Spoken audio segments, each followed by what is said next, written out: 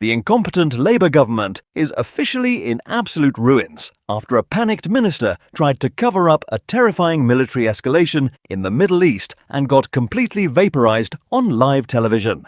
Watch the moment GB News host Camilla Tominey stopped this defensive politician dead in his tracks with a savage warning. Let me finish my question. Watch Kleb. Before starting, subscribe to the channel, like, and write your opinion in the comment. The other was intercepted and stopped. Yes, it was lucky that it was intercepted and stopped by the US. Kemi Badenoch suggesting there's a cover-up because it wasn't lucky, Camilla. It's part of collective defence. Okay, we're Mr. part Reid. of a collective alliance, and we are seeking to protect each other. We have been taking out drones that were targeting allies, and you would expect our allies to work with us to take out attacks on us too. That's the nature of an alliance. This will only work if you let me finish my question before you answer it.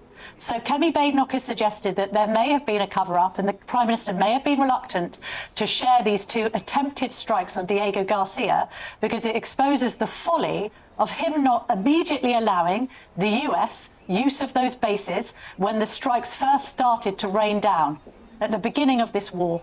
Well, to be honest, Kemi Badenoch talks a lot of rubbish about this war. I've got no idea what her position is on it. When it first started, she wanted the UK to be involved in the initial attacks, fully gung-ho about wading in and involving the UK in this war. A week later, she tried to do a massive reverse ferret and pretend she'd never said it. Her comments this week, it's unclear whether she does or doesn't support the war. So thank goodness we've got, as Prime Minister, somebody who's taking a very, very clear position that we're not being involved in the war. We're not going to be dragged into the war, but we will take part in collective defence with our allies. Now, as Iran has selected different targets to attack, then we have to respond, and that is why the decision was taken to allow the US to use British bases because of what is going on with the attacks on ships and the attempt to block the Straits of Hormuz. So as the situation evolves, of course our response will evolve, but we will not be dragged into this war. We will act as part of an alliance to protect the British national interest.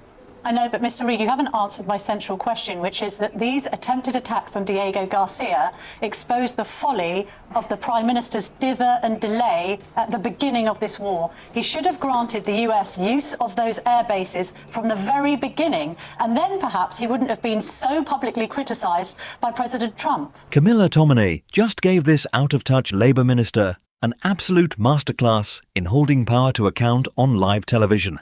He thought he could run from the reality of the Chagos missile attack, but Camilla absolutely crushed him in seconds. But what do you think? Is Starmer's government putting our security at risk? And did Camilla do the right thing by shutting him down? The comments section is already exploding, so get down there and let us know your thoughts. Thanks for watching.